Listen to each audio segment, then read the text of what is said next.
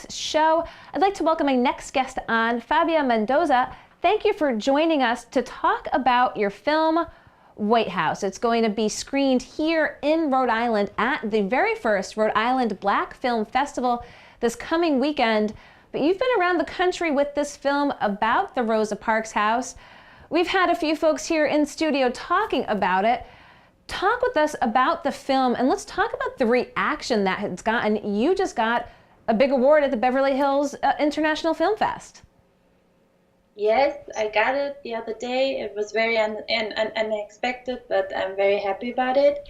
I think the movie is important to accompany the project because it really gives an insight how this project came to happen. So it's not really telling the story about the Rosa Parks house exclusively, but it gives a little bit an idea how this project came to happen. And many people ask themselves, how did Ryan, this white guy, get involved with this monument and stuff like this? So I hope that my can answer some of these questions. And as I mentioned before, we had folks in because it's not, as you said, just the house. It's how the project came to be, from the house being in Germany, coming back over here. And tell us, when you go and you have these screenings and people come up to you after they've seen it, what's the feedback that you get from folks in addition to the accolades that you've gotten on the film itself? I tend always to do a QA after the movie because it's a movie that raises also a lot of questions. Of course, I'm very highly involved into the project, and so I'm very close to Ryan, but still I try to make a movie that documents a little bit the whole process, and especially his first project that he was involved in that was called the White House, which was the very first project that he was taking a house over from Detroit to Germany, and we didn't plan to do anything political at the time or anything about black and white or race relations. He just wanted to reconnect with his country and his own identity, and so he walked into this like battlefield of racial tensions, and you can really see like how it happens, and also the controversial press that the project got. And I think it can tell a lot of issues about white privilege, about the white savior complex. It can teach us a lot about how blind some people, like including myself, walk into these places without having a real knowledge about what it means, and how open and deep the wound is still for many black folks here, the fear of being exploited. But I also say, and all the time, I really want with this movie to show that Detroit is not a city that can be reduced only to its ruins. And that is something that I really take to heart. It's a city that is full of musical legacy. The people that I met there were so warm-hearted, embracing, open, such amazing talent in the city. So that was really what I wanted to show with the movie, and that's what the feedback that I always get is that, wow, Detroit, amazing, like must be amazing city, and this is what I hope to transport.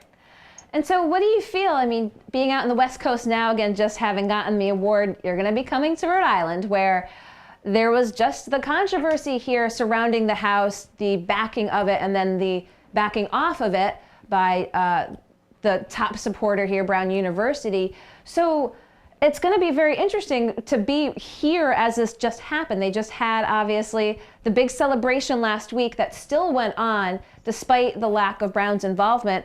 But I mean, you're still walking into something that's still very fresh here for folks. So, I mean, what's your thoughts being here in Rhode Island this coming weekend?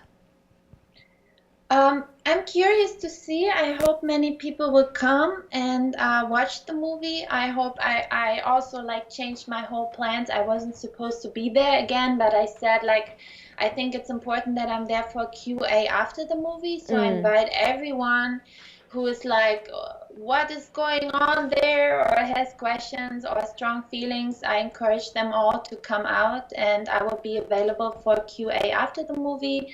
I hope that I can answer most of the questions if I can. Of course, I don't know everything. Yeah, and then I will be open to all the questions. Very good. Excellent.